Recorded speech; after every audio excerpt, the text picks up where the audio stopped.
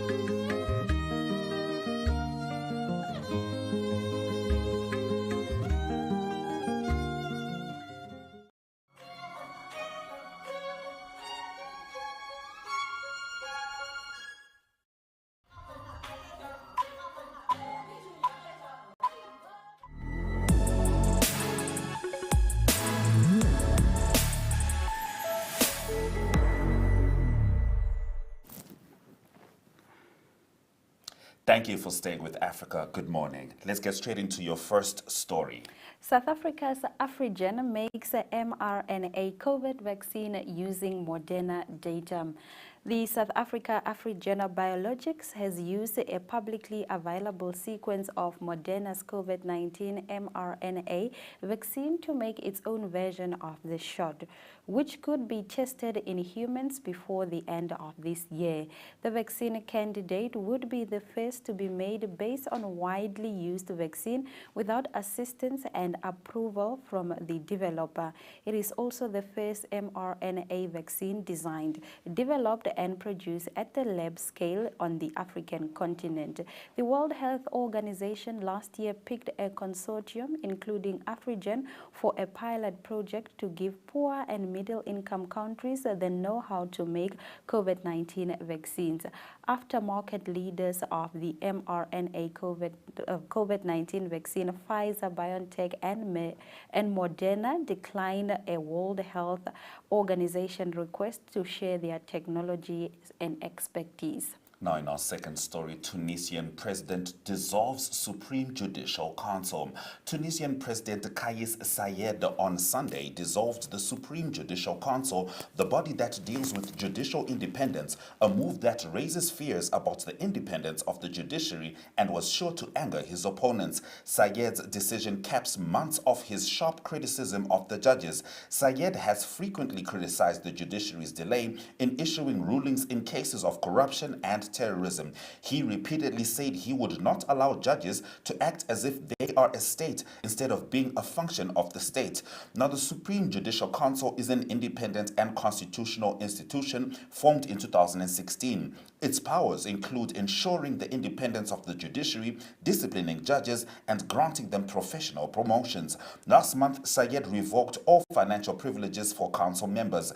The president has initiated an online public consultation before drafting a new constitution that he says will be put to a referendum. He has not brought major political or civil society players into the process. Mauritanian oil tanker stranded off the coast of Reunion Island Heavy weather following Cyclone Batsirai has caused the Mauritanian oil tanker Trestar to run aground on the south coast of French island of La Réunion on Friday. The crew of oil tanker stranded near the coast of the Indian Ocean after Cyclone Batsirai swept the region were rescued and brought offshore on Friday.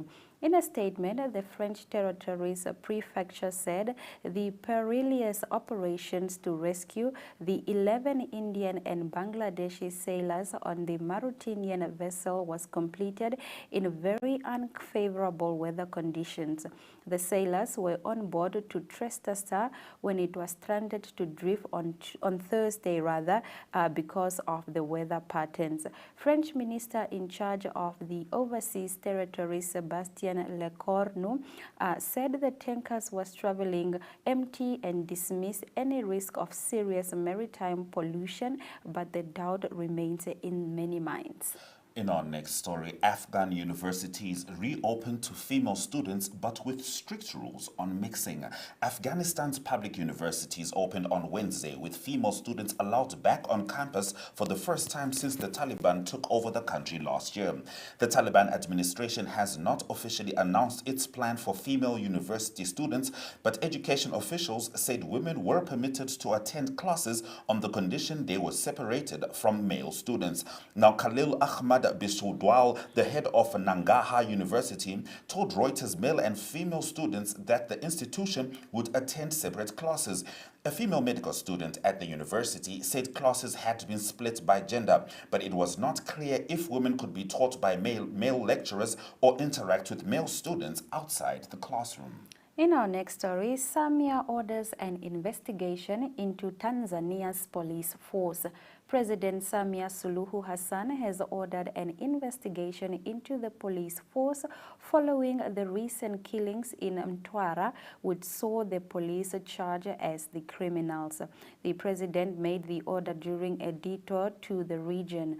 I heard that the police have killed and then commissioned their own investigation into the crime. Now I direct the Prime Minister to conduct a separate investigation, and both reports should be compared and brought forth, said the president, who is also the commander-in-chief of the armed force. She further cautioned the police to assess itself in light of recent criminal conduct and asked the Minister of Home Affairs to be on top of recent alarming police demeanor. That's all from us for now. We'll be right back after this short commercial break.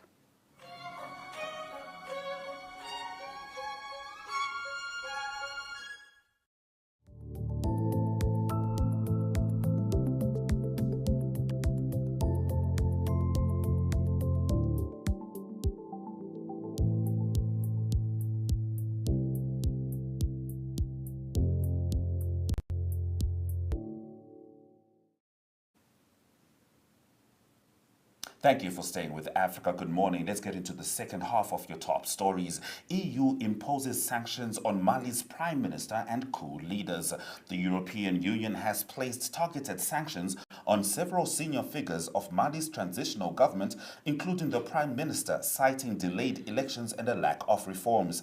Others sanctioned included top military commanders who removed former Malian President Ibrahim Boubacar Keïta in August 2020, the first of two coups. A second coup followed in May 2021. The 5 designated people are subject to a travel ban which prevents them from entering or transiting through EU territories, and an asset freeze, a statement from EU states on Friday. Now, these individuals, which include prominent members of the Malian transition government, are responsible for actions that obstruct and undermine the successful completion of Mali's political transition, is added. In our next story, explosion at Nigerian oil vessel sparks fear of major spill.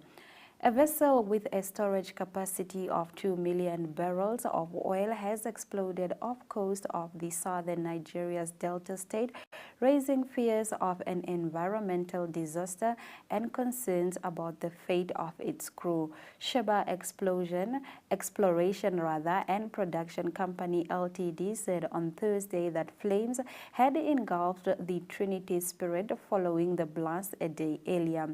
The floating production, storage storage and offloading vessel can process up to 22,000 barrels of oil a day, according to the operator's website. Images published by local media showed thick black smoke billowing from the sinking ship engulfed by flames. The vessel was located at Apkoti Terminal along the coast of the oil-rich Niger Delta region. There are moments in the world where we can't help but grieve and mourn together, and that's this next story. Morocco in shock after tragic death of little Ryan in a well. Morocco was in shock on Sunday after emergency crews found a 5-year-old boy dead at the bottom of a well in a tragic end to a painstaking 5-day rescue operation that gripped the nation and the world. The ordeal of little Ryan since he fell down the well on Tuesday afternoon gained global attention and sparked an outpouring of sympathy online, with the Arabic hashtag #SaveRyan trending.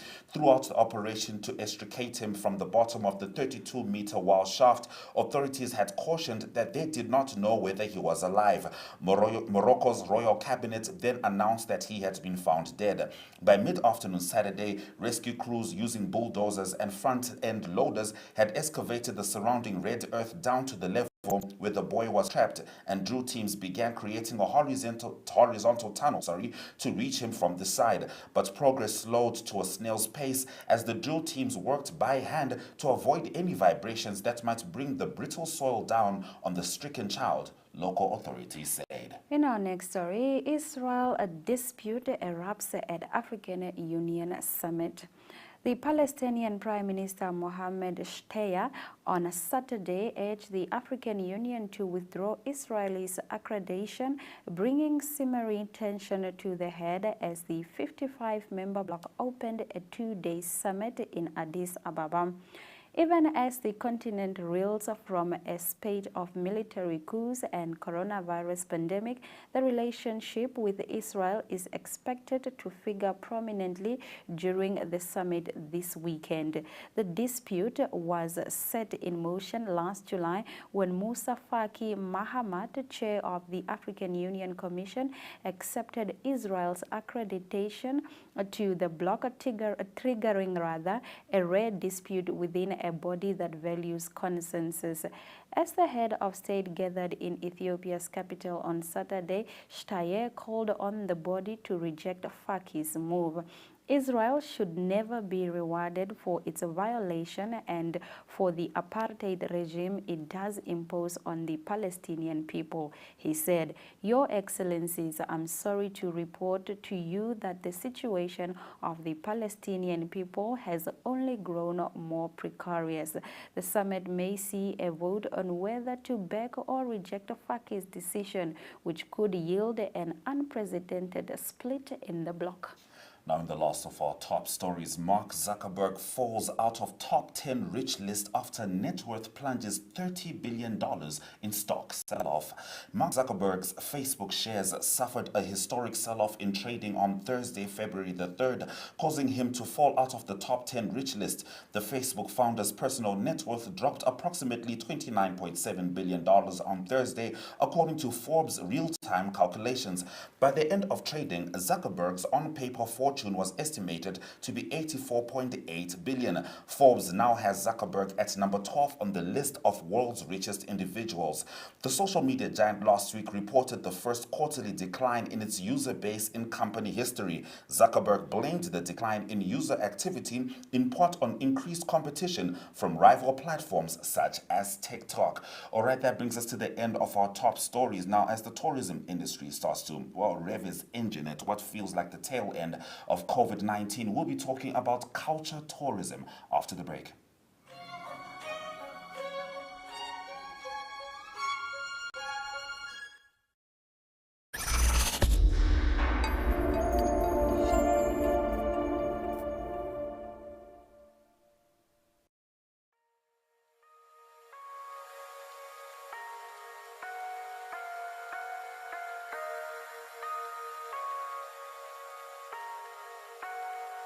We lose ourselves in the spirit of things. We lose our sight when we put our trust in things of this material world, of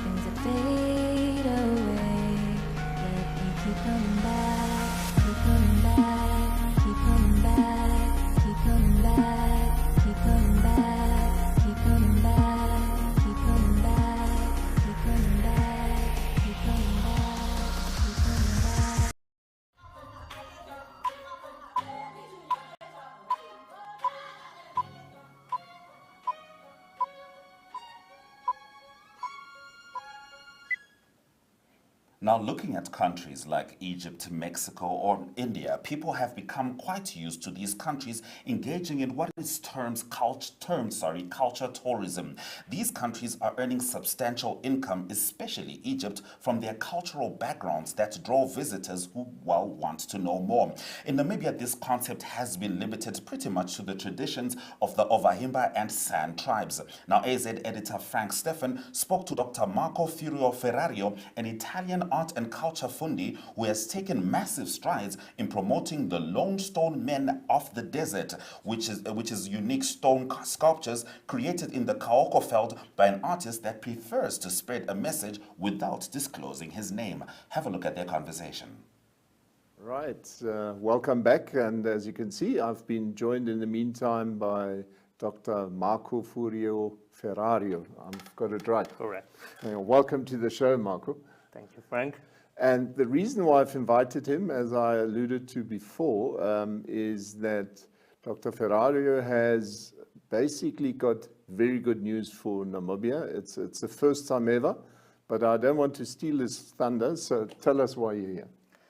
Oh, I'm here to announce that for the first time in history, Namibia will be featured at the Biennale Arte. Biennale Arte is the most important contemporary art exhibition in the world, where nations from all over the world exhibit their best contemporary artists. Yeah, and this is the exciting, you can see here we've got the 59th Biennale, and essentially what this all boils down to, Namibia has never had the opportunity to be there. So tell us more, why are we there, what will we be doing? Well, it was a bit out of serendipity. I felt in love with this country many years ago. My first visit was in 2014, and I discovered these little sculptures around the Kaoko Land. And I felt in love from the beginning. And then during the COVID lockdown in Europe, I was sitting in my house, obviously. Yeah, especially in Italy, it was very heavy. Yeah. Yeah, and I started thinking what I could do to help Namibia recovering from the travel ban and everything. Yeah. And having a lot of friends here and having a love for art, I thought the best way was to introduce a new attraction to the many that you have in Namibia. And the new attraction was the contemporary art. And I thought the Lone Stone Men, the sculptures that were distributed along the desert, were just the perfect thing to exhibit at the Biennale. Yeah, and this is really, those people who would know it and see this for the first time, if you drive along in Kaoko Veld and you approach certain points from very far, you see this sort of shadowy image. And then as you go closer and closer and closer, you suddenly see, but this is a man, but he seems a bit big. And, that's a sort of image. So they're everywhere in the Kaoko Veld. And then, I mean, I've been there, I've seen them, and obviously so have you. So tell us a bit more, make us understand what makes this special. Why Namibia suddenly, how does it fit in with the art world and as we understand it now? Well, they have many characteristics that makes them special. Yeah. One of them is that they're not signed. They're very particular, so you can tell when you see one that the artist behind them is the same. Yeah. But the willingness of the artist was to put the artworks first, and just to leave there a message for the public, for everyone. And this is quite something in the contemporary art scene. It comes from the tradition of the street art, but now we are in the desert. Yeah. So we have another element, which is coming from the tradition of the land art, and which is the interaction between the sculptures itself and the surroundings. And one very important thing is that in the artwork there is not only the little man that you see in the background. Yeah, exactly. But the desert itself is a part of the artwork. Yeah. Because of the very choice to put the sculptures there is changing the way you see the desert. Yeah. And the desert is contributing to the artwork. Yeah. So it's a beautiful operation of what it may be a new movement in art. Yeah, so it's basically not one thing overtaking the other. Yeah. It's a nice fit. It seems natural, and it's not out of place, and that makes you. Because if I understood you correctly the other day, it's all about getting men, and yesterday with the opening of the Biennale, we could hear it as well. It's all about the fact that we need to come back to basics and understand where we belong in the world. Correct. I think this is my interpretation of the artworks. Of course, the artworks are there, out there, for anyone to go and see them and build his own understanding. As a curator, I have to give a curatorships, so I will present my understanding of the artwork, and it is, these are men from different countries, from different cultures, that are looking for a gathering in the desert, in the Kaukland. They've chosen Namibia, and they've chosen the desert because it's one of the most beautiful places in the world, one of the most wild places in the world, one of the most untouched places in the world. And they want to meet there to maybe discuss the place of humankind as a whole in nature, and how we relate to nature and what we shall do with our relationship with nature. That really ties up with what Roberto Cicucci said, having to find a place where humans don't see themselves as the center of the universe anymore, but rather go back to basics and understand that we're just one microchip in the much bigger computer. Correct, exactly correct. I'm very happy that you bring up the words of the President Roberto Cicucci, because it's exactly like that. And that's what art is supposed to do, right? Yeah. To bring people to think about this kind of thing throughout the beauty of something that is made to be watched and to be, discussed. Another piece of information that I want to deliver, which I think is very descriptive of this artworks, is Immanuel Kant's definition of art in the Critique of Judgment. Immanuel Kant said that the art is real art when it looks like nature. And here we have this example. It's magnificent and it's fitting perfectly. Yeah. So before we part today, just one final thing. If we look at this sort of art form that leads to cultural tourism, that's obviously something that's new in Namibia. Where do you see it having a relatively immediate impact on Namibia? And how have you experienced it so far, and where do you see it going? Well, I have already seen and I already met many people coming to Namibia just to find out about these sculptures. And one piece is that the sculptures are moved around the desert, and nobody knows the exact location. And this insert a treasure hunt element that we shall preserve, because it's a playful element, it's an interaction element with the public, which is very specific of contemporary art. And it's what will attract people. People are already coming into Namibia to do this kind of tour, but after the Biennale, which will start in April, millions of people will visit Biennale. We will get acquaintance with these artworks. They will see the beauty of Namibia, and they will come and visit, and they will want to see the attraction. Yeah, and it is really exactly that, because we've got...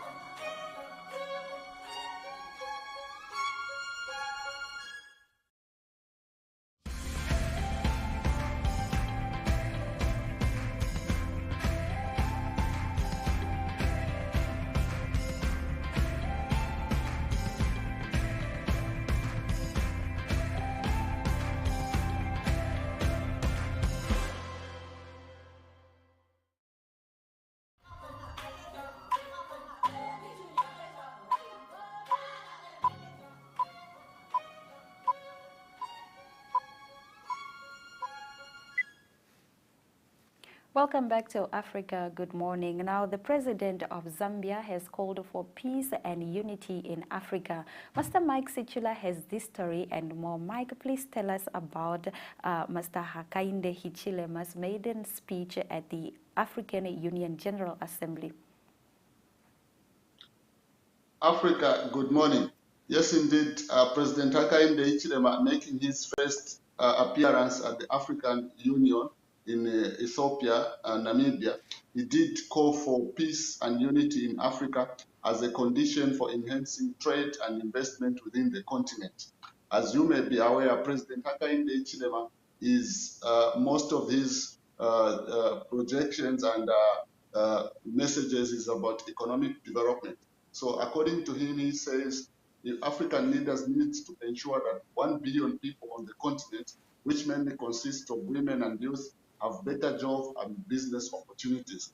The head of state also is optimistic that the African continent can rise to the occasion of creating employment for its people and becoming more innovative to create solutions that are going to address challenges affecting the African continent. So that is one of his key messages that he delivered. And besides that, the head of state also interacted with other foreign heads of state to see how regional trade can be enhanced so that we trade more between African countries to avoid over-dependence on international traders. So this is one of the key messages that President Hakainde Hichilema delivered during the African Union, the 35th African Heads of State Summit in Ethiopia at Addis Ababa. Then moving on to my second story, health authorities in Zambia are now recording fewer positive cases of COVID-19, with the national positivity rate standing at 7% from over 17% in the past 2 months. So the situation seems to be coming under control, and in terms of ensuring that people are not getting infected with the COVID-19. But the challenge which is still there in terms of adherence is physical distancing, face masking, and hand sanitizing. These are the challenges that authorities are having to fight, because a number of people seem to have dropped the guard. Then the other side part is that even as the government, the Ministry of Health are calling people to get vaccinated, a number of people are still skeptical about the vaccine, and they still hold these myths, and they're not taking advantage of the ongoing vaccination. Presently, Zambia has not reached even 2 million people vaccinated against the pandemic, which is still a worrying factor, because the Minister of Health has set a target of at least vaccinating 70% of the targeted people by mid-2022. Then in my third story, the debate surrounding the setting up of the mine in the Lower Zambezi National Park has taken a new twist. Last week, I did report that the government said there's nothing they could do because the law in terms of allowing the mining in the Lower Zambezi National Park was something that was agreed upon by the previous administration, and the court did rule to that effect. However, a group of campaigners have now gone to the Constitutional Court, which is Zambia's highest court in the country, to push for the objection to ensure that this mine does not go ahead. In the picture there, where there's a blue line, that's where the proposed mine is supposed to sit. And that is in the middle of the Lower Zambezi National Park, housing a number of tourist hotspots, as well as wild animals and many other things that are of tourist attraction. So the twist that has also been there is that another independent member of parliament within the area has opposed, and he has rebelled people fighting against the setting up of the mine, of being people that are not concerned about the welfare of local people in the area. So this is something that has happened in the story that I did highlight last week.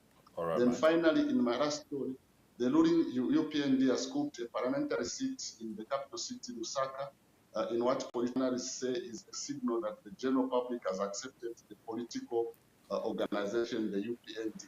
That is President Hichilema and the area member of parliament for Kawata in red t-shirt, Mr. Andrew Teyenga. So this victory has signified that people are getting away rid of the opposition PF.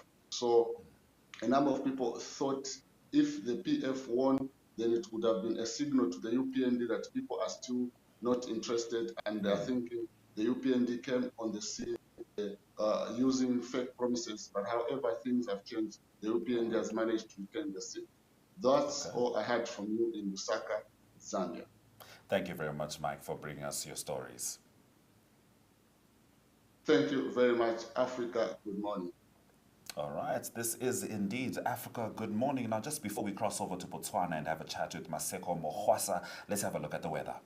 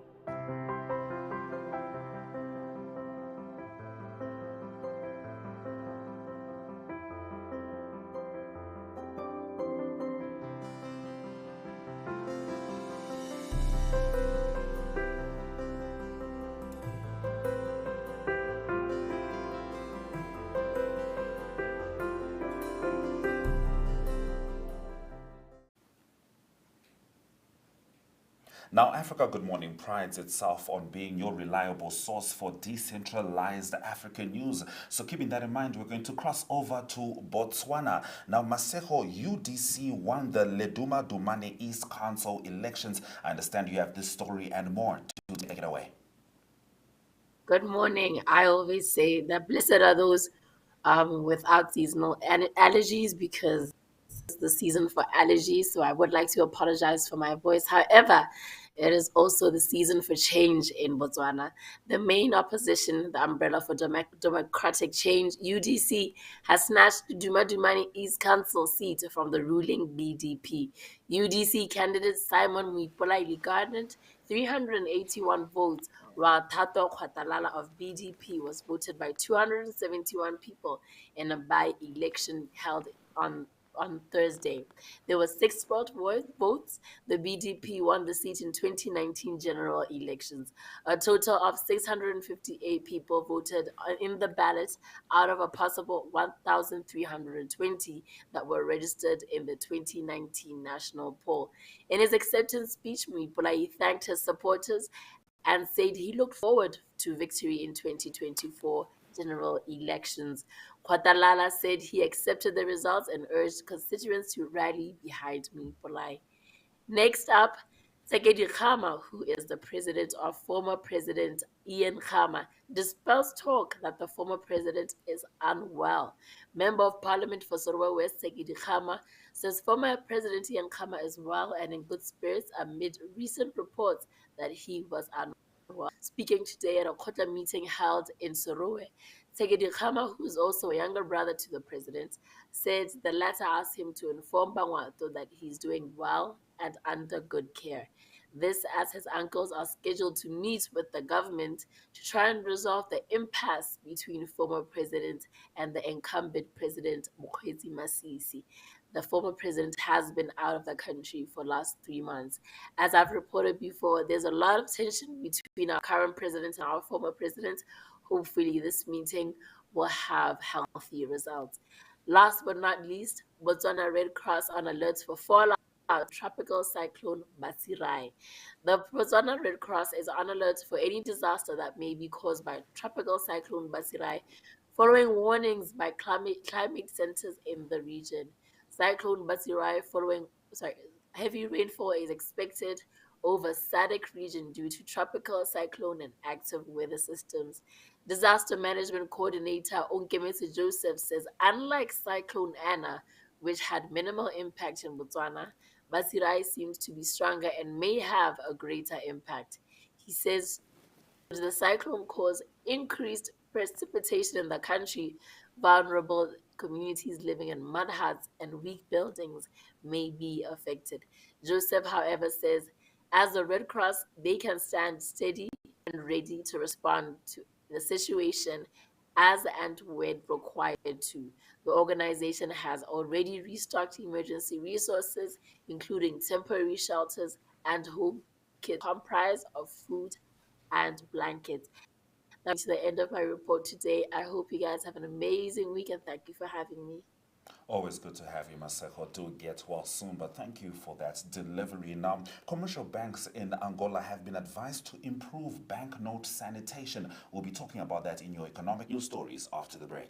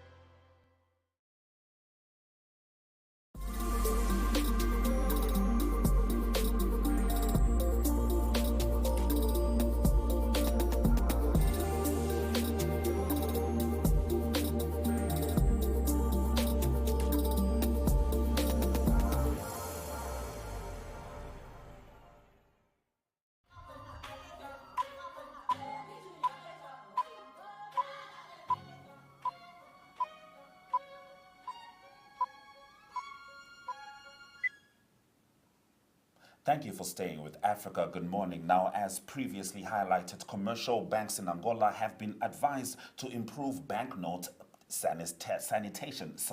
Participants at the National Treasury meeting promoted by the National Bank of Angola, which took place in the city of Malanje, defended the need for all commercial banks to improve the sanitation of banknotes to be deposited at the central bank. Likewise, the BNA advised the banking sector to make greater efforts to sign banking correspondence agreements with small companies located in locations where commercial banks are not located.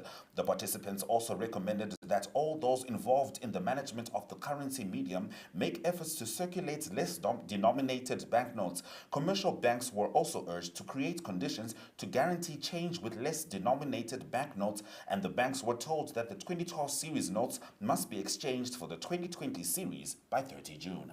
Factory to recycle plastic waste into paving stones. A plastic waste recycling unit will be built in Kai, a town in the Buenza department in Congo. The facility, which is supported by the European Union, will enable the transformation of plastic waste into paving stones as part of the Resilient City program in response to problems related to climate change. Kai is one of the largest agro-industrial centers in Congo, thanks to its sugar company, Société Agricole de Raffinage Industrielle du Sur, a subsidiary of the French group Somdia, which concentrates the majority of local jobs with its subcontractors. It is also in this city, located 250 kilometers from the capital, Brazzaville, that a factory of transforming plastic waste into paving stone will be built. The factory, which is eagerly awaited by the 120,000 inhabitants of this town, has received a grant of just over 32 million euros from the European Union as part of its Resilient City program, which supports local and sustainable development but also climate action. Now in our next story, Tanzania disburses $80 million for EA oil deal shareholding. Tanzania has already disbursed some $80 million as a part of its commitment to financing the East African crude oil pipeline. The Director General of the Tanzania Petroleum Development Corporation, Mr. James Mataragio, said the parastatal oil company would have to pay a total of $308 million in the construction period covering the next 3 years. The project cost, he said, which is estimated at $3.5 billion, would be financing through 40% equity from 4 shareholders, while 60% will come from the international lenders' loans. Dungogo to build 600 million US dollar plant in Nampala province.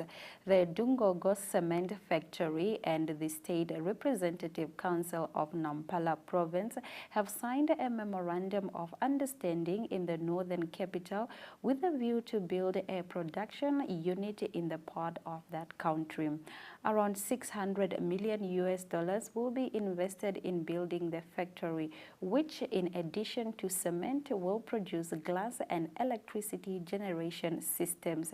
The cement factory, with the capacity to produce more than 2 million tons per year using raw materials extracted in the district of Morusel, is planned for Nankala Porto.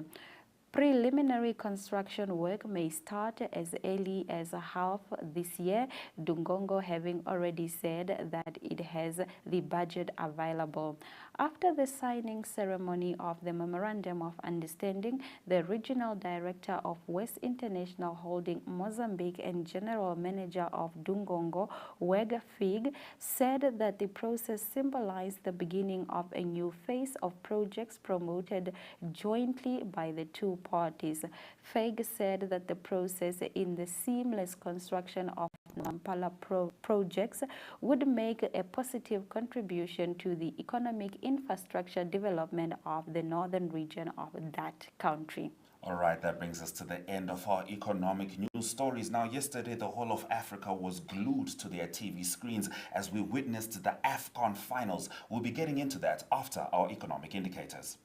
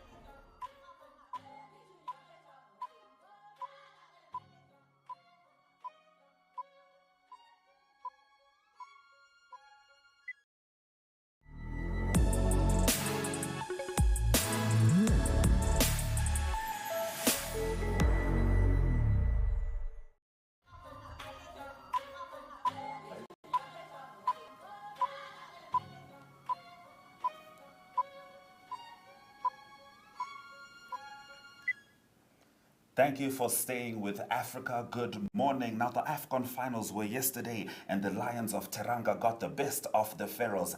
Ari Hochad has got this sports story and more.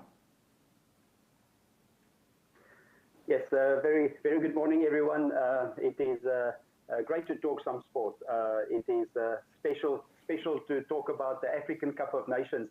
It is, like you say, Ashwin, it was the team from Senegal that came through. It was a very tough final. It went to penalties in the end. It was 0-0 after normal time, also 0-0 after extra time. But in the end, 4-2 on penalties. It is Senegal that won their first ever title. It was Egypt that was trying to win the title for the 8th time, so they've been there before. but it was Senegal, Sadio Mane, that scored the penalty to win.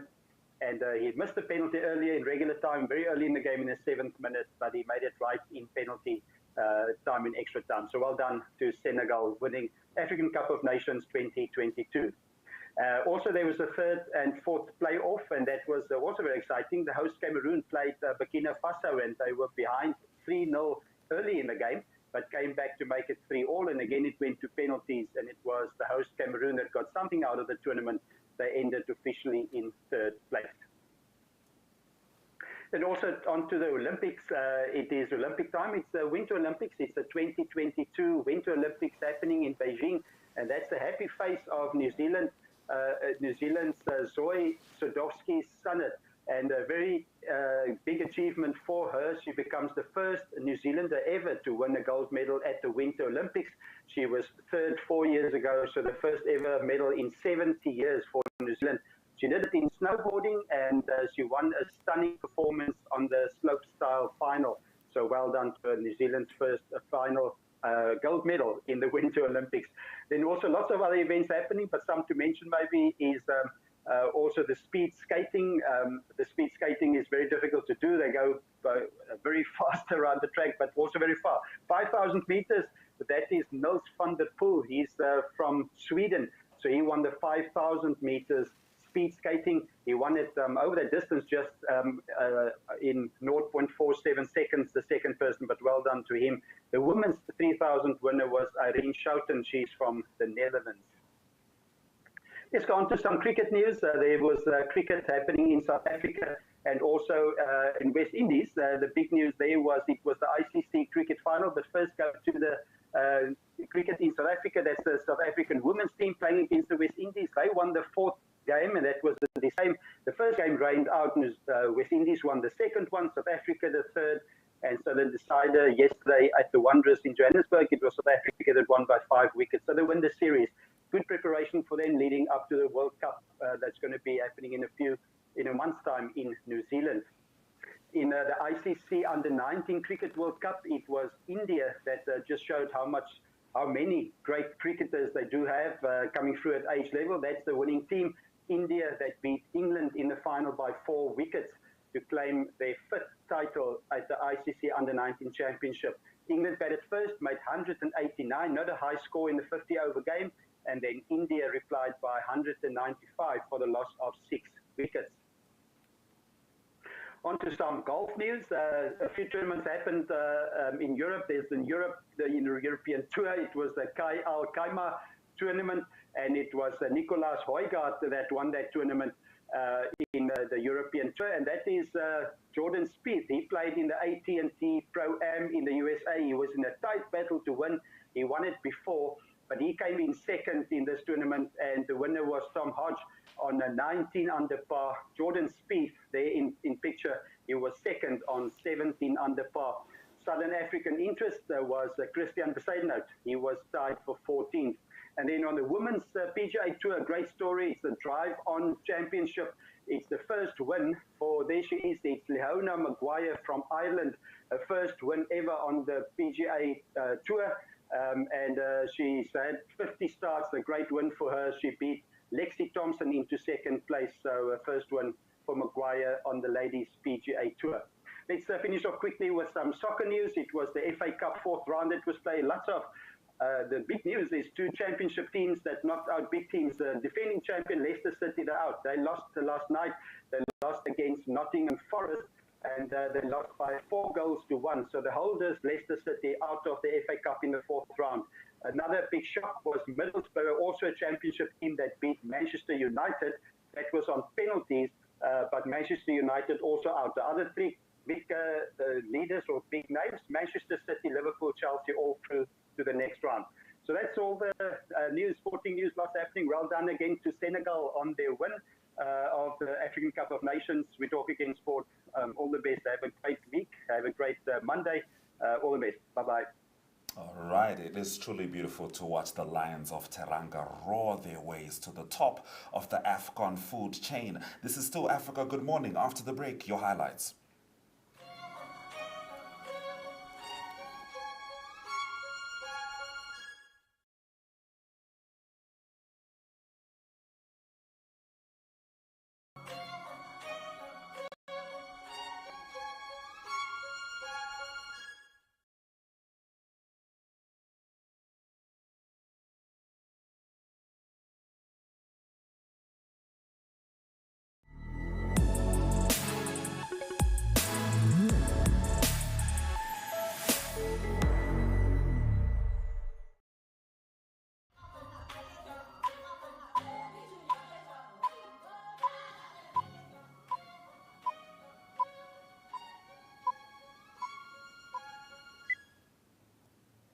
Every weekday, Africa Good Morning streams live from 7 a.m., bringing you news from the African continent and beyond. Now, if today you perhaps missed our top stories at the top of the hour, worry not. Here are some of the headlines.